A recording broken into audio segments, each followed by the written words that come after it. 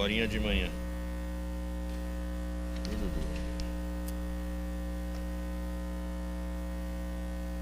Então vamos lá. Tá dando para ouvir? Tá, né? Aí é o som lá. Senão eu vou gritar aqui, vai. A ideia aqui é um estudo panorâmico, né, do livro de Apocalipse. Então não vamos entrar muito em detalhes de coisas muito detalhadas lá, como o chifre daqueles bichos, quem era a mulher, quem não era, etc, né? Então vai ser mais ou menos um apanhado geral, não muito superficial em algumas coisas, mas não vai ser muito profundo como num estudo de longo prazo, né? Que aqui não daria para fazer, né? Então vamos lá. Apocalipse vem do grego apocalipsis, que significa revelação. Então é desvendar, descobrir algo que ninguém sabia antes. Então essa é a ideia do livro, mostrar algo que ou vinha na Bíblia bem de leve, ou a gente não entendia aquilo que lia. E Apocalipse vem para tentar dar essa explicação geral aí, né? O autor é João, né, o evangelista, e das 3 cartas. Aqui também tem uma briga se não era outro João, etc, etc. Mas aqui para nós o mais aceito é João, o evangelista mesmo. A data do livro é de cerca de 96 depois de Cristo, durante o reinado do imperador romano Domiciano. E o Domiciano foi quem baniu João para a ilha de Patmos, né? Onde o livro foi escrito. O tema é a revelação da parte de Cristo, né? Se bem que tem algo também a respeito dele. Então, o termo aí de Jesus Cristo do versículo 1, no grego original está em genitivo, né? Quem estudou latim lembra, né? Genitivo é que nem Maria da Penha. O da Penha é o genitivo da Maria, né? Então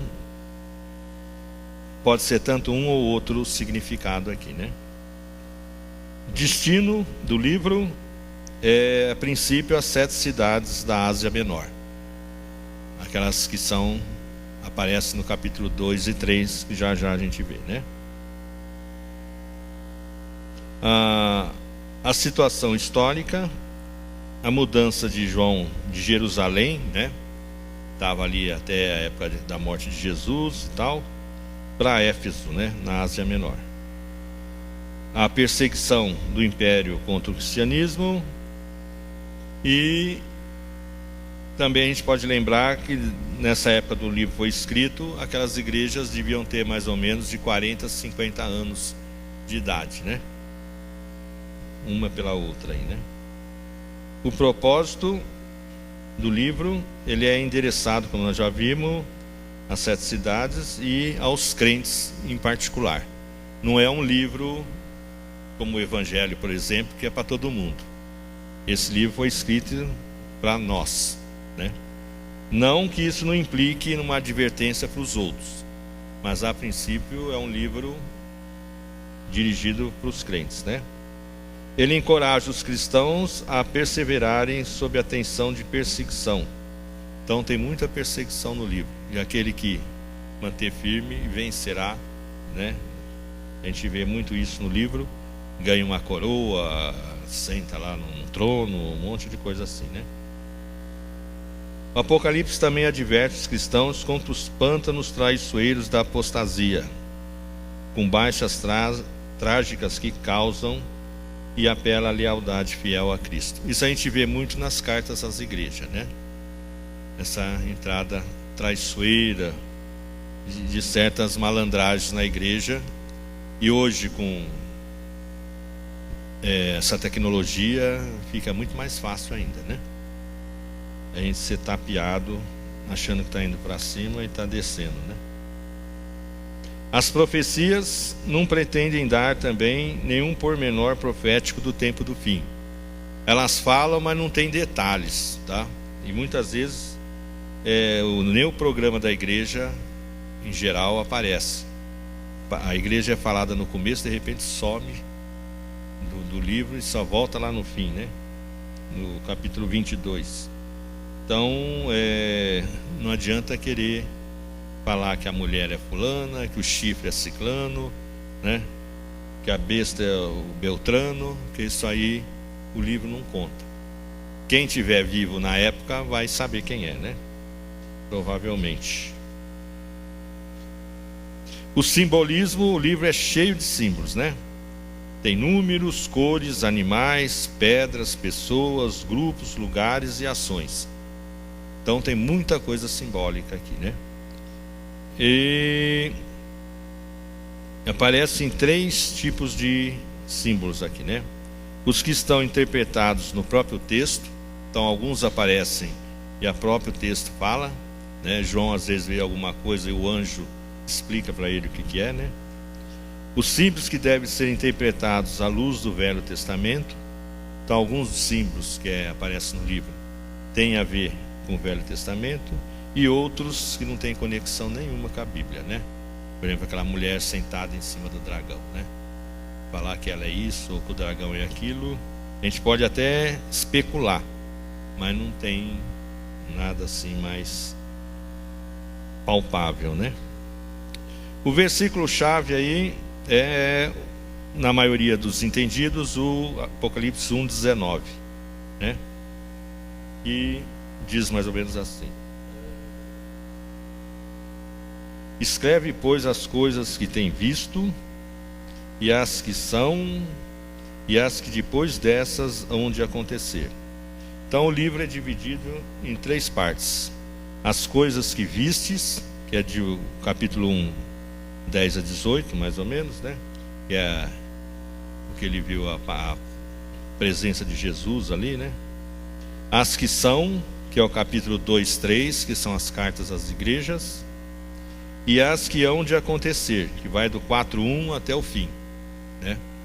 Então, quando alguém fala que a gente está no capítulo 10 do Apocalipse, ele deve estar meio doido, né? Porque essas é o que vão ainda, né? Eu acho que o do 4 para frente não começou a rodar, né? Porque está muito fácil o ponto de vista aqui da divisão do livro, né? E por causa desse simbolismo todo, o livro tem várias interpretações, né?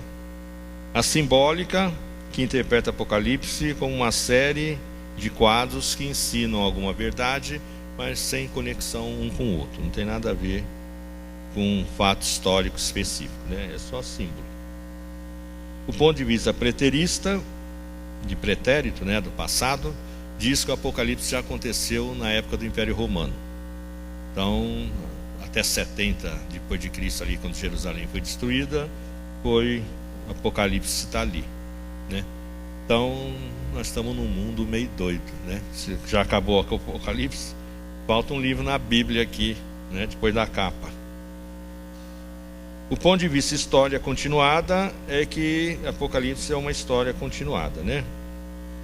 E profeticamente a todos os séculos desde a vinda de Cristo, né? E o que o 19 e 22 vai acontecer ainda, né? A futurista, que é um ponto de vista que eu tenho também, né? É que isso é coisa do futuro, né? Então o capítulo 4, 22 é uma profecia do fim dos tempos mesmo, né? E há 2 tipos de futurista: aqueles que sustentam que as 7 igrejas representam períodos da igreja até o arrebatamento. Então cada igreja daquela, Éfeso, Esmirna, Tiatira, representa um período específico da história humana, né? Agora estaríamos com Filadélfia e Laodiceia, né? Filadélfia, a igreja fiel, e a Laodiceia, a igreja falsa, né? E aqueles que sustentam que o capítulo 2 e 3 não visam ser proféticos. Era uma carta realmente só dirigida àquelas igrejas lá, para eles se direcionarem, né? E tem o ponto de vista dispensacionalista, que é meio futurista e histórico, né? E que divide a história da igreja em dispensação. Então, a época de Adão era inocência, depois veio o governo, consciência, né? Então, se você fizesse alguma coisa ruim, mas achasse que aquilo não era pecado, porque não tinha lei, né? Depois veio o governo humano, a promessa, que é Abraão, a lei com Moisés, a igreja com Cristo e termina com o milênio, né? Então, é algo meio que a gente vai ver aí, né? O milênio é outro tema do livro, eu adiantei aqui, que é muito complicado também, né? Porque não é detalhado, mas tem uma grande repercussão no nosso meio. Independente do caminho que você segue, as ideias ajudam a gente tentar compreender o fim, né? A duração é de 1000 anos, né? Está aqui no Apocalipse. E a circunstância do reino como ele chegaria ao fim, também Apocalipse mostra na circunstância no capítulo 20, de 7 a 9. Ele é revelado no Velho Testamento, mas essas duas fases não se encontram, né? Então tem o amilenismo, que é aquele que acredita que não tem milênio. Então nós estaríamos hoje no milênio, né? Mais ou menos. É o reino espiritual de Cristo no céu e o da igreja na terra, né? O pré-milenista é aquele cara que acha que o Cristo virá na terra antes do milênio começar, né? E o pós-milenista é aquele que acha que o Cristo volta à terra depois que o milênio terminar. Se bem que os 1000 anos aí para o pós-milenista também não interessa, né? A igreja vai crescer tanto que vai chegar uma hora que vai estar quase todo mundo crente no mundo, então aí Cristo volta, né? Então as interpretações aqui mais do livro, né? Outro tema que é puxado do Apocalipse aqui é a questão do arrebatamento, né? Que é a retirada da igreja, né, e dos santos do mundo durante a tribulação. Uns acham que isso vai acontecer antes da tribulação, então Cristo virá para os seus santos e depois ele volta no fim com os seus santos, né? No meio da tribulação, depois de 3 anos e meio, né, quando vai começar mesmo o selo, taça e trombeta lá, né? Então a igreja sai ali. Então a gente pega o começo do governo do anticristo, né? E o pós-tribulação é aqueles que acreditam que vai ser no fim da tribulação. Quer dizer, nós vamos passar a tribulação inteira aqui, né? Aí é bom não estar aqui, né? Bom, visto esse introdutório aqui, nós vamos à parte mais assim do livro, né? Que é a partir do capítulo 2 aqui em diante, né? Não vai ser vou entrar muito em detalhe, não vamos ler texto, porque senão perde muito tempo, mas apenas para dar uma ideia em si das igrejas aqui, né? Esta é a seção do Apocalipse mais conhecida dos cristãos, as cartas às 7 igrejas, né? Devemos pensar por que essas cartas estão incluídas no livro de Apocalipse? É uma grande pergunta, né? Já que ele é totalmente profético, né? Depois dessa parte para frente. Havia, naturalmente, as necessidades espirituais de cada uma das 7 igrejas da Ásia Menor, a quais Deus queria dirigir-se, e também, outra ideia, é que além disso havia necessidades dos cristãos que viriam depois do século I, quer dizer, nós, né?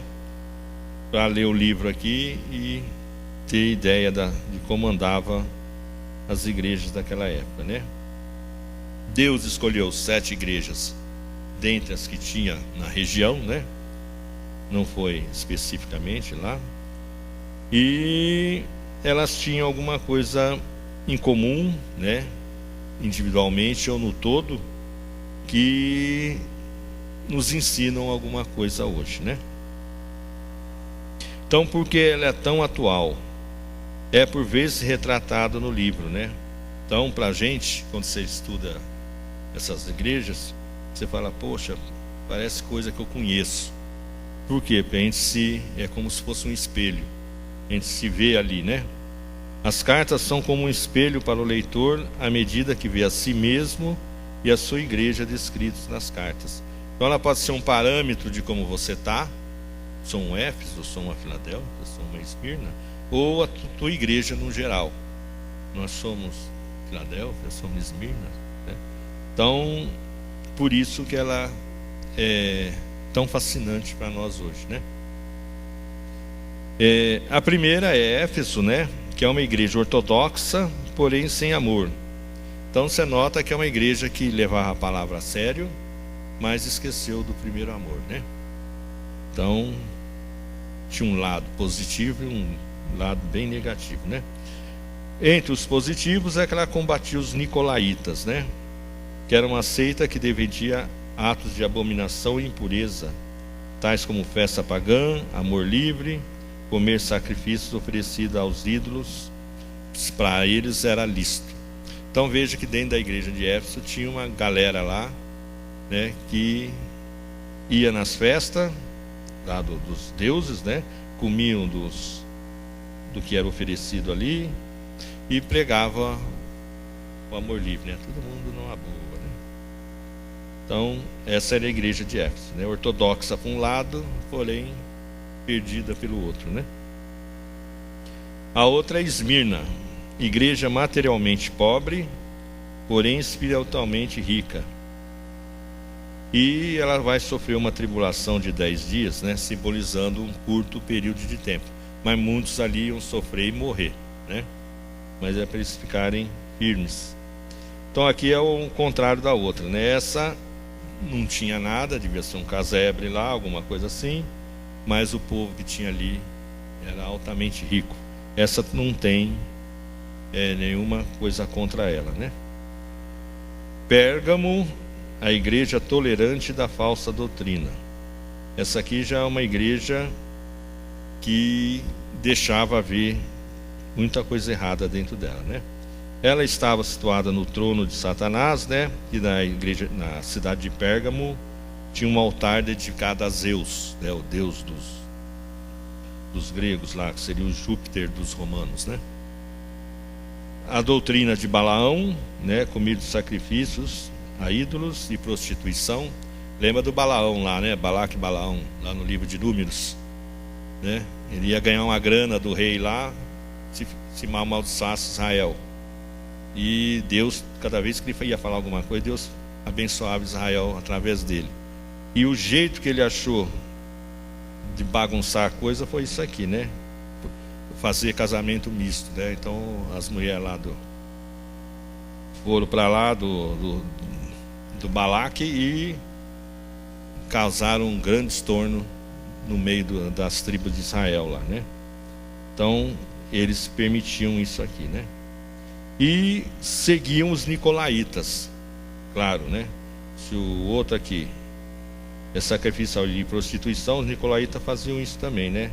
Mas os outros erros também. Eles eram uma igreja bem aposta, né? Era igreja só de nome, né? Tiatira, a igreja deslizando para a idolatria, né? Aqui é uma igreja formada, mas tinha uma ala que seguia Jezabel, né? Uma líder influente que corrompia os seus seguidores com imoralidade e idolatria, né? Lembra da Jezabel do Velho Testamento lá, né? Que fazia isso também, acabou com Israel do norte, né? Ela era a rainha lá. Sardes, a igreja sem vida, né? As obras imperfeitas e alguns membros fiéis. Lá tinha pouca gente que era fiel, mas na realidade fazia tudo de errado, né? Filadélfia é a igreja fiel, né? Essa também não tem nada contra ela. E Laodiceia é aquela igreja morna, né? Que Jesus fala no livro aqui, que vai vomitá-la, né? Porque se você beber água morna, já sabe o que vai acontecer, né? Vai bater no estômago e voltar. Então essa é a ideia aqui, né, dessa igreja. E ela tinha 3 itens de avaliação pessoal que a própria igreja fazia, né? Sou rico, estou enriquecido e de nada tenho falta, né? E é gozado que muitos crentes põem nome na filha de Laodiceia, né? Não entendi por quê. Mas, talvez seja bonito o nome, né? A gente vê muito Laodiceia.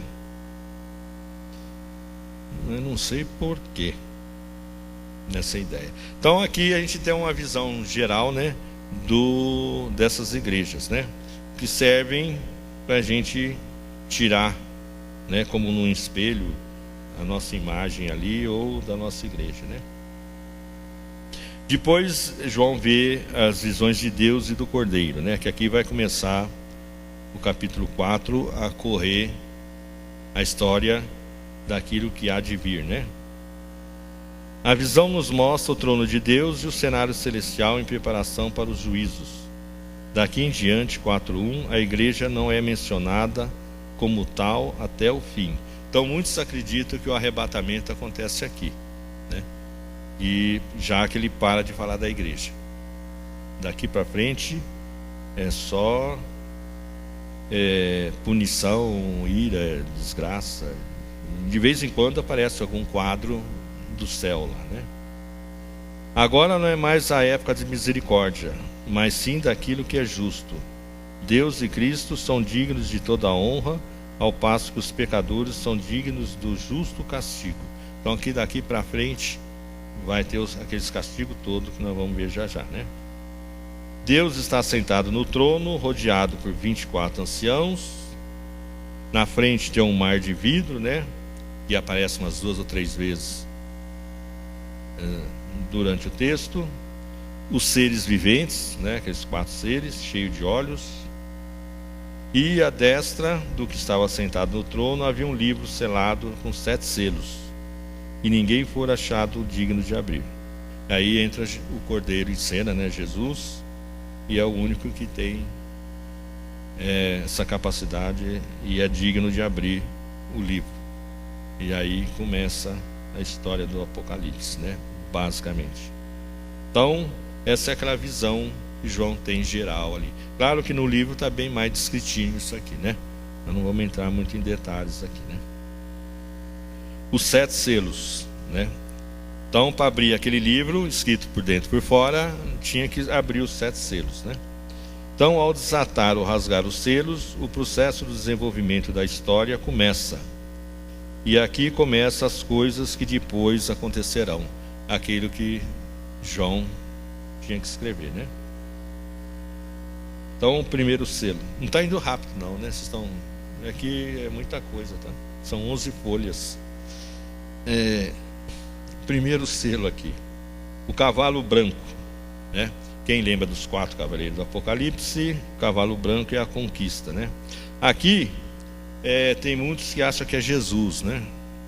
Tem uma linha que puxa isso aí. Mas é mais claro que deve ser o cavaleiro branco do domínio de Satanás mesmo, né? Porque o contexto favorece. Os outros 3 cavalos, um é a guerra, a fome e a morte, levando a tiracolo o inferno. Então, imagina Jesus correndo e esses caras correndo atrás, né? Pega bem, né? Então provavelmente aqui, apesar de ele estar de cavalo branco, a ideia aqui talvez seja de enganar, né? Ele sai para conquistar, né? O segundo cavalo, que vem logo a seguir, é a guerra, ou guerra, né? Vem para tirar a paz da terra. Esse outro cavaleiro. Os 4 mais ou menos trabalham em equipe, né? É um cavalo vermelho, né? Vermelho, olha lá, hein? Vermelho. O cavalo preto, que é o terceiro, é o da fome. Haverá escassez de alimento. Esse cavaleiro tem uma balança lá que ele pesa o que você vai comer ou não, desde que você tenha dinheiro, né? E o 4º cavalo é o amarelo, que é a morte. A morte traz o inferno a tiracolo, né? Morre a 4ª parte da população da terra. Se a gente pegar hoje em dia, que são mais ou menos 7 bilhões, né, de pessoas, vão morrer 1.750.000.000 de pessoas, né? Uma China, mais ou menos, ou umas 4 vezes o Brasil, né? Nós somos 400 milhões. Vai morrer nessa brincadeira, né? Por isso que o cavalo branco provavelmente não é Cristo, né? Ele não ia trazer uma desgraça dessa na terra, né? O quinto selo, quando é aberto, aparecem lá os primeiros mártires da tribulação. Durante a tribulação vai ter gente que vai se converter, e esses caras provavelmente vão ser mortos, né? A maioria, não vou dizer todos, mas a maioria vai. Se o arrebatamento da igreja acontecer antes dos selos, esses mártires serão aqueles que se tornaram crentes depois do arrebatamento e durante a tribulação. Senão vai ser gente da igreja mesmo, né? O quinto selo, há um grande terremoto. Aqui não é citado o número de mortos, mas o efeito desse selo sobre o povo causou um grande medo, né? Então esse terremoto é a nível geral, né? Não é um terremoto aqui no Brasil, é um terremoto no mundo, né? A terra vai sacudir, né? Agora no capítulo 7 há um parêntese, um interlúdio onde aparecem duas multidões. Aí é interessante que toda vez que chega no sexto, tanto no selo, trombeta como taça, entra um interlúdio, talvez para a gente ficar mais calmo, né? Então, nesse caso, tem duas multidões. O primeiro grupo, de 144 mil pessoas das tribos de Israel, 12 mil de cada tribo, serão seladas para a proteção das pragas. Eu não tinha notado isso, ontem que eu vi isso.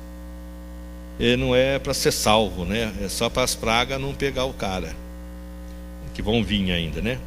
E a tribo de Dan é omitida nessa questão aqui, né? É interessante. Não fala por quê, né?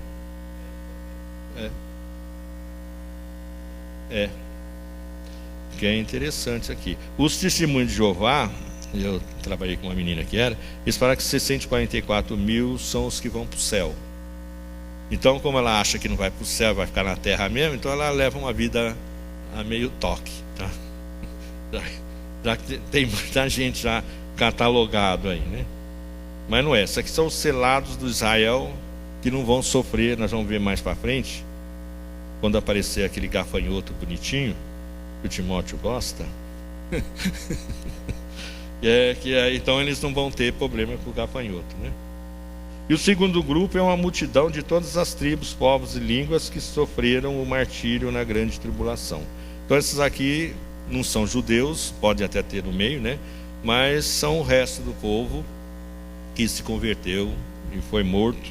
Então está ali também nessa segunda multidão que é aparecida nesse interlúdio aí, né? Para a gente ficar quietinho, né?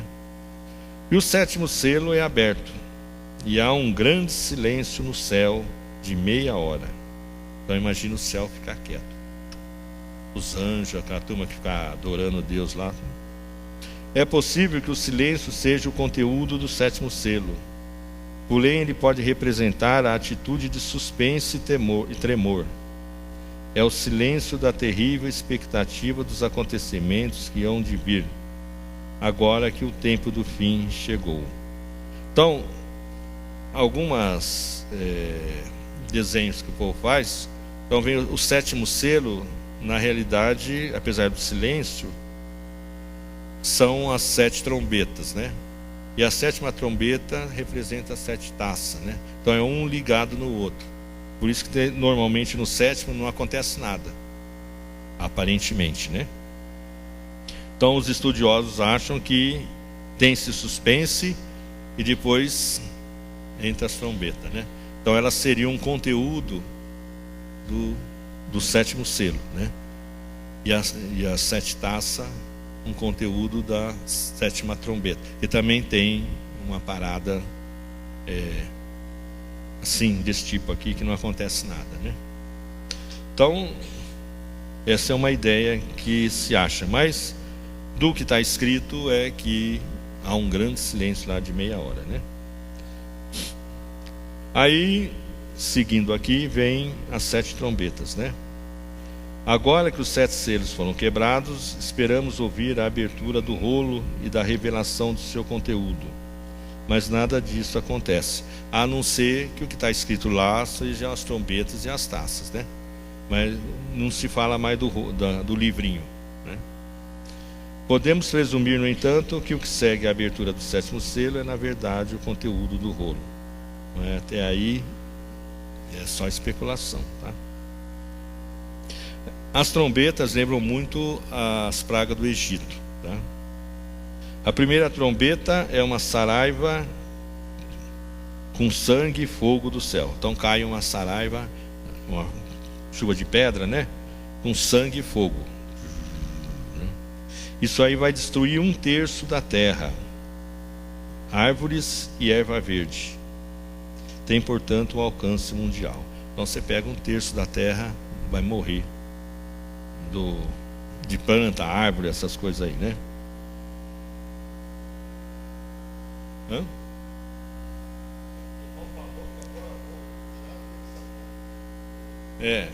Não, aqui é do árvores e erva verde. Aqui só atinge a terra. Não, vai. O que vai sobrando vai morrendo, né? Vai sobrar o fim, sobrar pouquinha gente. Já tem. A segunda trombeta é a queda de um meteoro, né? Uma bola de fogo, né? Cai no mar. Morreu 1/3 dos animais marinhos e destruiu 1/3 dos navios, né? Aqui não morrem todos os animais marinhos. Vamos ver que na taça não vai sobrar nada, né? A terceira trombeta é a queda da estrela Absinto. Deve ser um meteoro também, né? Algo parecido. Muitas pessoas morrem por não conseguirem beber dessa água. Ele vai fazer com que a água fique amarga, né? Das fontes e dos rios. Então, quem não conseguir beber aquele treco amargo, né? Vai morrer de sede, né? A quarta trombeta, há uma escuridão, né? Lembra aquela do Egito também. Haverá a diminuição de 1/3 da luz do sol, da lua e das estrelas. A escuridão não será total, mas vai ser uma bela de uma penumbra, né? Você imagina esse sol aqui, se ele cair 1/3, vai ser como se estivesse num entardecer ou num amanhecer, né? Mais ou menos assim. Quando tiver sol. Quando tiver lua, vai olhar para o céu, não vai ver nada, né? A quinta trombeta é os gafanhotos diabólicos, né? Esses gafanhotos aqui eles têm a missão de atormentar as pessoas por 5 meses. Eles estão proibidos de tocar as pessoas seladas. Lembra dos 144 mil lá, né? Eles vão ser livres dessas mordidas aqui. Provavelmente os crentes que estiverem aqui também, né? Os sofrimentos serão tão insuportáveis que os homens buscarão a morte para encontrar alívio da sua agonia, mas não a encontrarão. A picada dos escorpiões não é fatal, só dói. Mas é uma dor mesmo, né? Dor de rim, dor de dente, aquela dor bem... E aqui eu coloquei o aspecto do bicho, né? É mais ou menos, não está como está escrito lá, mas... Nas suas cabeças havia como coroas de ouro. Tá, isso aqui é tudo como, né? Não é era, né? Seus rostos eram como ossos de homem. Tinham cabelos de mulher, provavelmente uma cabeleira comprida. Couraça de ferro. A cauda como do escorpião, né? Com aquele ferrão, que é por ali que ele picava o cara, né? E tinha um rei, Apolion ou Abaddon. Apolion em hebraico, Abaddon em grego, né? Que quer dizer o destruidor. Eles saíram lá do fosso do abismo. Então veja que não é uma coisa muito boa, não, tá? Estavam guardados lá para esse dia. Durante 5 meses eles vão sair picando aí. Imagina se batendo asa, se fizer barulho, você saber que esse bicho dele está aproximando de você. E que ele vai te morder, né? Isso que é pior. Aí a sexta trombeta tem algo um pouco pior. São os cavalos demoníacos. Ao contrário dos gafanhotos, os cavalos têm permissão para matar. Esses vão sair para matar, né? Estavam acampados junto ao rio Eufrates, lá na Babilônia, onde é o Iraque hoje, né? Estão tudo lá. Seu aspecto, suas cabeças eram como de leões, e da sua boca saía fogo, fumaça e enxofre, que são as 3 pragas que vão matar as pessoas, né? Fogo, enxofre e qual que é o outro aqui que eu falei? Fumaça. O número deles é dado 200 milhões. Eles matam 1/3 da parte dos homens. Quer dizer, daqueles 1 bilhão que já morreu, né, os que sobraram, vai mais 1 bilhão e 700 aqui morrer, né? Com esses cavalos aqui. Então vai mais outro, 4 Brasil ou uma China inteira, né? Então aí já morreram 3 bilhões e 400 mil pessoas. Metade da galera que estava aqui, né? Sem contar os que morreram nessas outras coisas aí que João não conta, né? Os sobreviventes não se arrependem, mantendo o seu estilo de vida, né? Está lá, apesar de tudo isso, vão continuar sendo adoradores da besta, do falso profeta, né? E vivendo aquela vidinha que eles vinham vivendo, né? Aí chegou na 6ª trombeta, de novo tem um parênteses, né?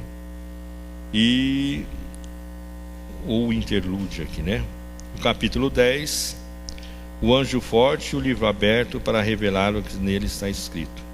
No verso 7 diz assim: mas nos dias da voz do 7º anjo, quando tocar a sua trombeta, se cumprirá o segredo de Deus, como anunciou aos profetas, seus servos. João come o livrinho, né? Que é doce na boca como mel, mas azeda o estômago, né? Amargo. O gosto reflete a reação dupla por parte do profeta e nossa também, né? Ao digerir a mensagem e compreendê-la. João sentiu a palavra de Deus doce como mel em sua boca, mas depois de digerir a mensagem, refletindo suas implicações, ela ficou amarga em seu estômago. Isso acontece com a gente, né? Crê em Cristo será salvo. Beleza. E quem não crê? Aí a gente começa a refletir. Então aquela palavra doce da boca já bagunça o estômago, né? O cara vai para o inferno, né? Então essa mensagem que você passa, ela é doce, mas também é amarga se o cara não aceita, né? Então é por isso que tem esse sentido aqui de doce como mel e amarga. Quer dizer, a mensagem de Jesus é bonita, né?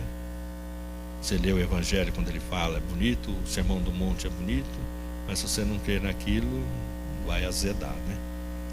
E para você que crê e você percebe que o outro não crê, quer dizer, você vai ficar assim, se sentir mal também, né? Dele não aceitar isso, né? Então essa é a ideia aqui no parênteses do livro aqui, né? E aí surgem também nesse parênteses 2 testemunhas, né? Que pregam durante 3 anos e meio. Lembra, o Apocalipse demora 7 anos, né? A semana de Daniel lá. Então, na primeira metade lá, essas 2 testemunhas vão pregar, né? No final desses tempos serão mortas e ocasionará uma grande festa. Ninguém consegue, durante o tempo que estiverem pregando, fazer qualquer mal contra eles, né? Aqui diz que ele sairia fogo da boca deles e mataria a pessoa, né? Então Deus vai proteger eles até o último dia de pregação deles. Aí eles vão ser mortos e vai ter uma bruta de uma festa por 3 dias e meio, porque eles morreram, né? E aí que vai ter um problema. Eles vão ressuscitar depois desses 3 dias e meio, causando grande tremor. E aí vai ocorrer um grande terremoto e destruirá a 10ª parte da cidade, provavelmente Jerusalém aqui, né? E morrerão cerca de 7.000 pessoas lá, de homens, né? Provavelmente dentro desse clima aqui, né? E aí vem a 7ª trombeta também, né? Em vez de uma praga, fortes vozes no céu anunciam a vinda do fim. O reino do mundo se tornou de nosso Senhor e seu Cristo, e ele reinará pelos séculos dos séculos. Do mesmo modo, né, que o 7º selo, parece que as pragas da 7ª trombeta caem sobre as taças, né? No mesmo modo de esquematização, né? E aqui surge um outro interlúdio, né? No capítulo 12 temos a mulher, o dragão, a mulher e seus descendentes, né? Aquela mulher que está grávida, né? E o dragão tenta matar, né? O dragão representa Satanás, né? E a mulher representa o povo de Deus ideal. Para uns é a igreja, para outros é Israel, né? A visão descreve em termos mitológicos, né? O esforço do dragão em destruir tanto a mulher como o filho, né? Que seria o Messias, né? A preservação dos dois da ira do dragão, né? Deus retira os dois de perto do dragão. A derrota do dragão, né? Ele é derrotado. E seu esforço de destruir a igreja na terra, né? Aí ele se vira contra os descendentes da mulher, né?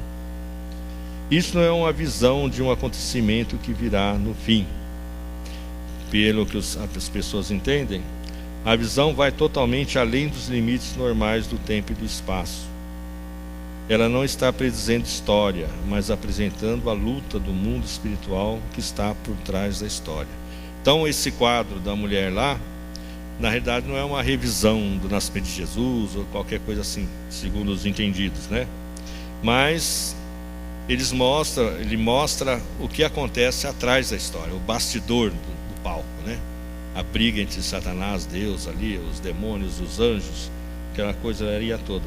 Então isso aqui é o que está por trás da cortina, né? No fundo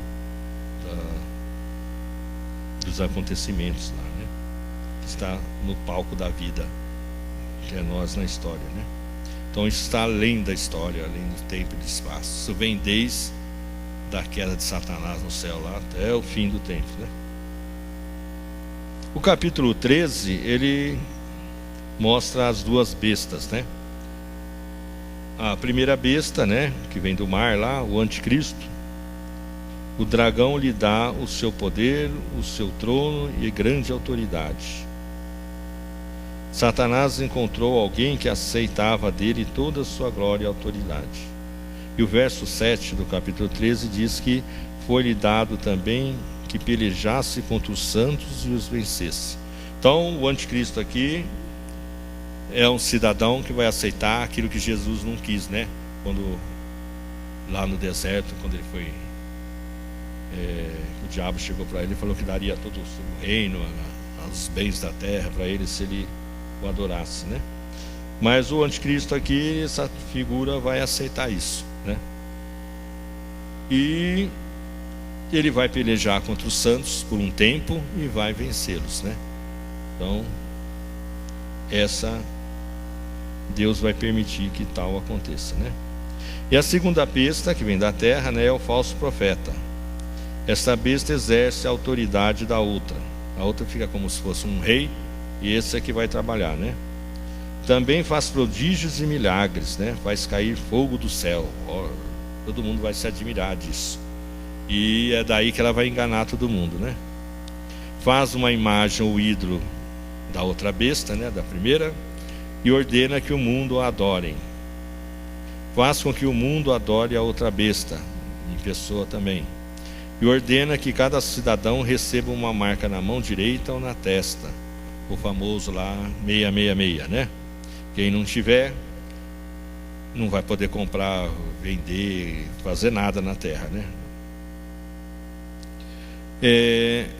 Aqui uma observação. É algo muito sério recusar essa marca, porque não se pode negociar sem ela. Para quem tiver na época, basicamente sua vida acabou. Você não vai no mercado, vai comprar, você não vai vender nada, ninguém vai olhar para você, vai ser perseguido, porque não vai ter a marca, né? No entanto, é coisa ainda mais séria, porque é mortal recebê-la, segundo o capítulo 14, 9 a 11. Quem receber a marca não se salva mais, tá? Mesmo se joelhar lá e falar que é cristão, que é isso, que é aquilo, que aceita Jesus, já era. Então, o colocar a marca por um lado, você não vai fazer mais nada na vida, pode mudar para o mato, né, e fazer uma... E se você não colocar, você é um perdido para sempre, né? É um caso bem sério nessa questão aqui, né, das duas bestas aqui, né? O capítulo 14 mostra o cordeiro no Monte Sião, né? É uma visão antecipadora, né? Retrata o destino do povo de Deus que foi preservado durante a grande tribulação, mas que tinha sido vítima da cólera da besta. Esta visão acontece, somente se concretiza, segundo os entendidos, lá no capítulo 20 e 22, né? Quando é o novo céu, a nova terra, né?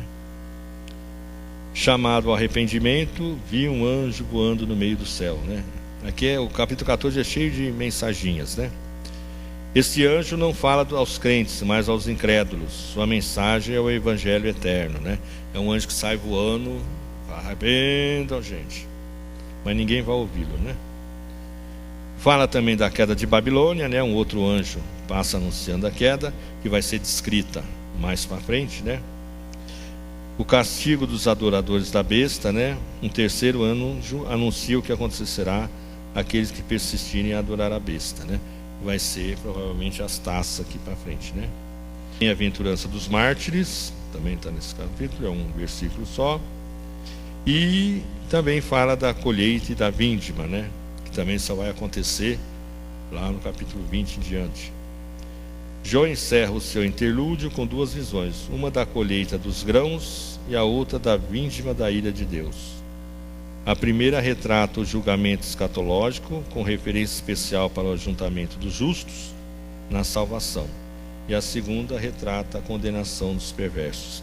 Aqui é um preâmbulo, né, do julgamento final que vai vir, né? Os justos vão fazer parte da colheita e os perversos da vindima, né? Aí entram as 7 taças. Já estamos terminando, o resto é só que eu não vou entrar muito em detalhes no fim, porque é descritivo, né? Então aí é só ler no livro, não tem muita coisa não. O capítulo 15 dá o preparo, né, do motivo das taças, né? E elas começam, né?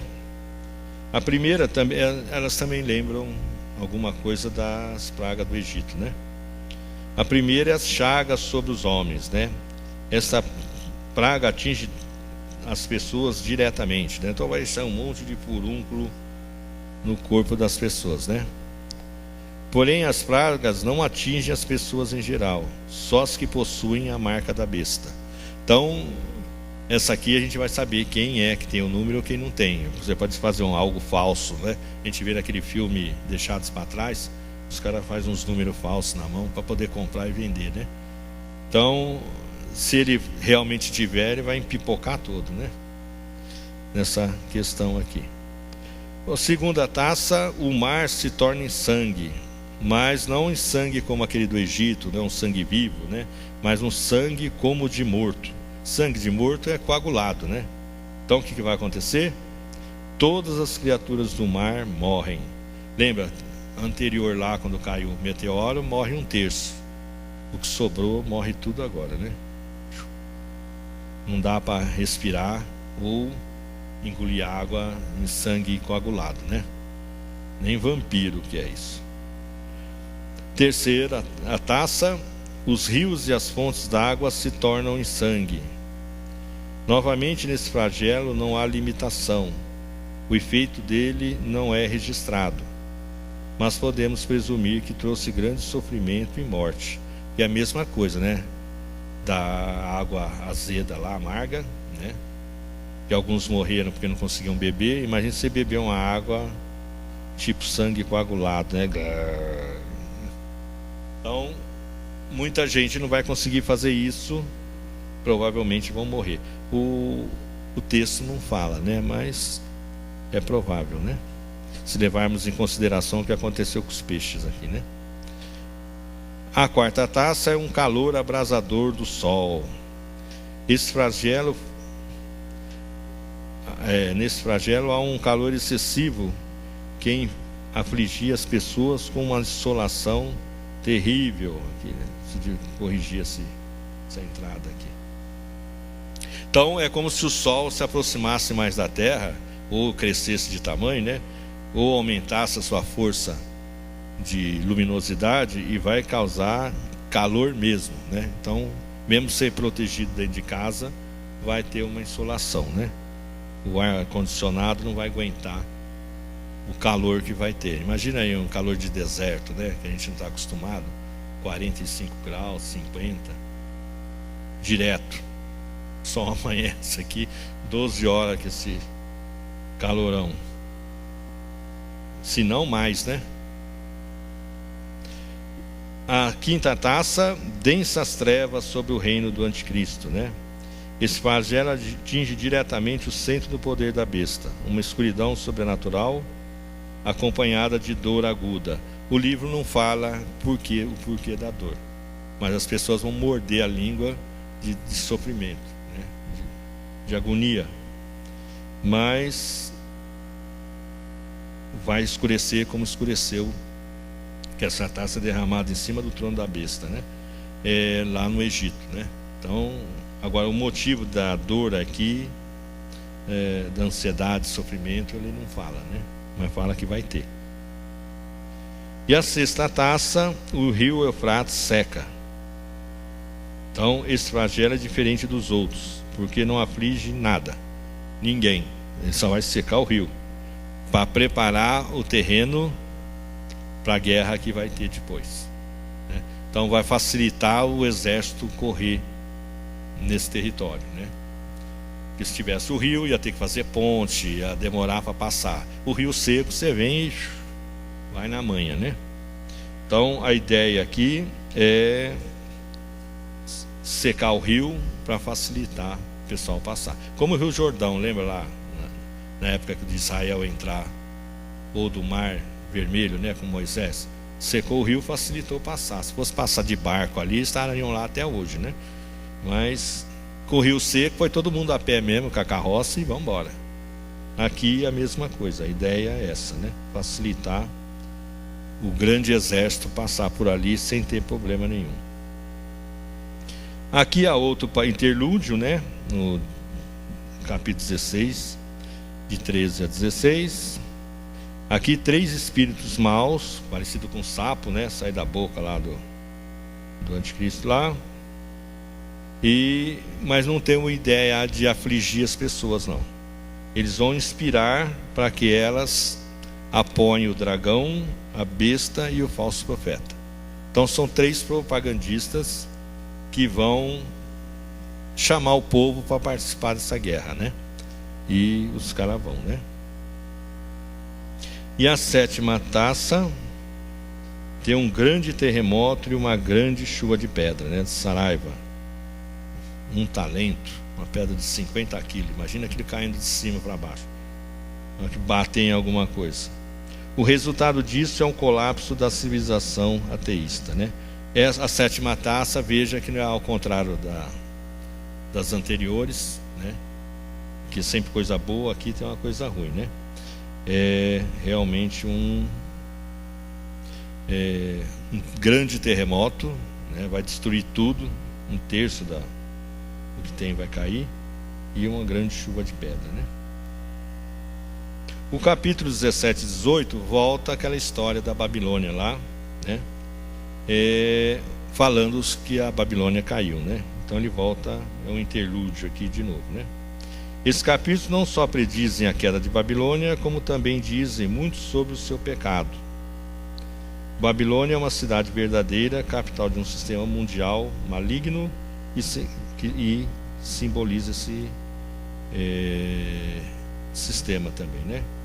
Para completar o quadro apocalíptico, os reis, os mercadores e outros grupos aparecem como espectadores que lamentam a queda de Babilônia. Mas na realidade estão entre os tombados, porque a Babilônia representa a eles também. Então, o quadro mostra, descreve, né, a destruição dessa grande cidade, né, desse grande poder, e todo mundo que fazia comércio com ela vai, de certa forma, se lamentar de perder isso, né? Alguns acham que é o Vaticano, né? Então imagine destruir o Vaticano, todo mundo tem relação com o Papa lá, etc, etc, vai, comercial ou não, vai se lamentar, né? Mas na realidade eles também fazem parte dessa Babilônia, porque eles participam desse comércio, né? Então eles também, de certa forma, entre aspas, acabam sendo destruídos com ela, né? todo esse sistema maligno, né, que foi feito aqui, né? O capítulo 19, já estamos no fim, aqui é só descritivo,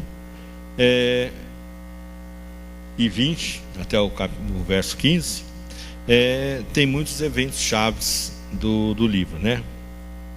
O 1 a 6 tem alegria e triunfos nos céus, né? O 7 a 10 fala das bodas do Cordeiro, que é uma grande festa. Tem um livro que fala sobre as bodas do Cordeiro. Ela ocorre mais ou menos durante a tribulação. Então, enquanto o povo está aqui sofrendo, nós estamos lá comendo, bebendo e se divertindo, né? Então, as bodas do Cordeiro aí, né? O 11 e 21 falta da volta de Cristo à terra e a guerra do Armagedon. Lembra que o rio Eufrates secou, para que a tropa do inimigo, né, avance por ali, né, e tem essa guerra, seria, vamos dizer assim, se não tiver outra, né, a terceira guerra mundial, né, é a batalha do Armagedon. A besta e o falso profeta são presos e lançados no lago de fogo. Já vão para o inferno a besta e o falso profeta, né?